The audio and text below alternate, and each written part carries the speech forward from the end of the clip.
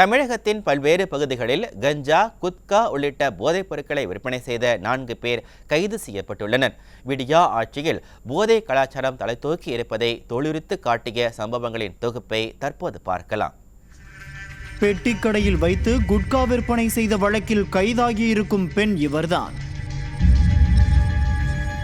சென்னை குறுக்குப்பேட்டை பகுதியைச் சேர்ந்த தேவி என்பவர் மணலி சாலையில் நடத்தி வரும் பெட்டிக்கடையில் வைத்து குட்கா விற்பனை செய்ததாக காவல்துறையினருக்கு தகவல் கிடைத்தது.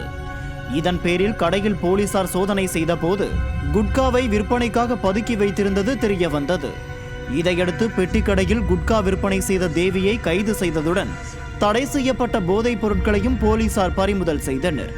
மேலும் போதைப் பொருட்களை கொண்டு வந்து கடைகளுக்கு விற்பனை செய்து வரும் வடமாநில இளைஞரை தேடி வருகின்றனர். சென்னையில் சரித்திர பதிவேடு குற்றவாளிகள் இருவரிடம் இருந்து கஞ்சா போதை மாத்திரைகள் பறிமுதல் செய்யப்பட்ட சம்பவம் பரபரப்பை ஏற்படுத்தியுள்ளது. தண்டையார்பேட்டை சுனாமி குடியிருப்பைச் சேர்ந்த சரித்திர பதிவேடு குற்றவாளிகளான வினோத் மற்றும் அஜித் ஆகிய இருவரும் சிறைக்கு சென்று வந்து மீண்டும் குற்றச் செயல்களில் ஈடுபட்டு வந்துள்ளனர். இதனையடுத்து அத்திப்பட்டு பகுதியில் பதுங்கியிருந்த இருவரையும் போலீசார் கைது செய்தனர். அப்போது அவர்களிடம் இருந்து 20 பாக்கெட்டுகள் கஞ்சா மற்றும் போதை மாத்திரைகள், கத்தி உள்ளிட்டவை பறிமுதல் செய்யப்பட்டன. பின்னர் இருவரும் நீதிமன்றத்தில் ஆஜர்படுத்தப்பட்டு புழல் சிறையில் அடைக்கப்பட்டனர். இதேபோல் திருப்பூரில் விற்பனைக்காக 1 கிலோ கஞ்சா வைத்திருந்த இளைஞர் கைது செய்யப்பட்டார். திருப்பூர் பழைய பேருந்து நிலையம் அருகில் சந்தேகத்திற்கு இடமான முறையில் சுற்றி திறந்த இளைஞரிடம் போலீசார் விசாரணை மேற்கொண்டனர்.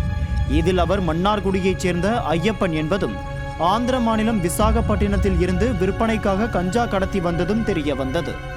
இதனையடுத்து அவரை கைது செய்த போலீசார் கடத்தி வரப்பட்ட 1 கிலோ கஞ்சாவை பறிமுதல் செய்தனர். விடியா ஆட்சியில் தமிழகத்தில் போதை கலாச்சாரம் மீண்டும் தலைதூக்கி உள்ளதாக குற்றம் சாட்டியுள்ள பொதுமக்கள், இளைஞர்கள் போதை கலாச்சாரத்தில் சிக்கி சின்னாபின்னமாகும் முன் இதனை தடுக்க காவல்துறையினர் உரிய நடவடிக்கை எடுக்க வேண்டும் என கோரிக்கை விடுத்துள்ளனர்.